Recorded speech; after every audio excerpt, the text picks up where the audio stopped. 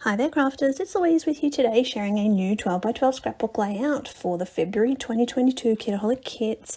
And this was a little bit of a challenge for me. When I start to get to the end of the kit, I have to have a bit of a feel for what I've got left in the kit and how I'm going to create.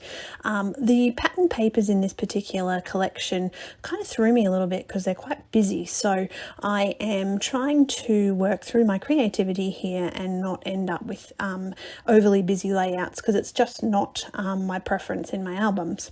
So I start by tearing lots of paper layers. I have already chosen a photo and I chose this one because I wanted to use some of the Good Times collectibles from Simple Stories that came with the kit. So I chose this photo and I've had a bit of a play around with what I think is going to work, how I want this layout to look, but I left it on my desk, and when I came back to it, it really just wasn't working for me. So I had to go back to the drawing board and have a little bit of a think about it. So I think I left it for about 3 days, and I'll work on other things in this time. You know, I might do some journaling, or I might do some other crafty measures. I'm lucky to have enough desk space that I can just leave this where it is and come back to it when I'm ready.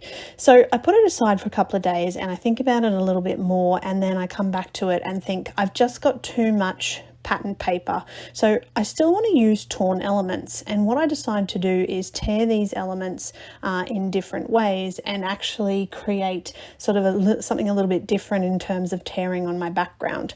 So I'm shortening, as you can see, I'm shortening some of these torn elements, just adding a little bit more, and most of this is going to get covered up by my photo. So I'm not too particular about what can be seen and what can't, but I do just want to have that sort of little pointed area there where the torn layers can be seen.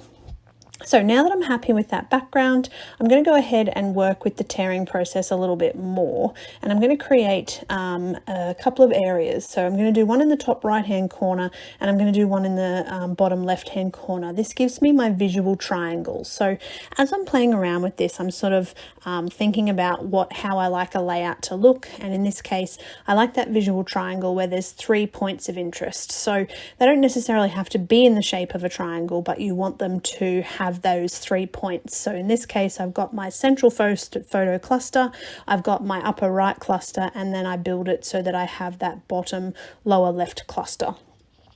So now that I'm happy with the way this is coming together, I'm going to work on some embellishing.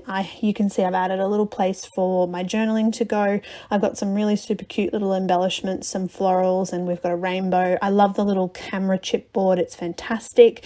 So at this point, it's all really just about layering and making sure that I'm happy with how this is all coming together. So, you know, this layout, I would have been quite happy to have no mixed media in the background, but I do like something to separate that white background from the cluster of my photo area. So I decided to pull out the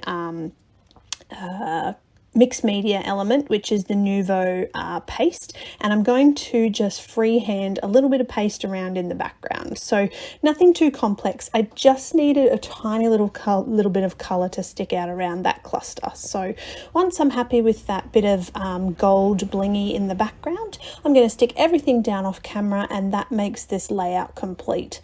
So thank you for watching. I hope you enjoyed. I really like this. It's something different from me, and I hope that you're inspired to at least do some paper tearing. That would be super fun to see. So thank you for watching, and if you haven't already, make sure you hit the little subscribe button.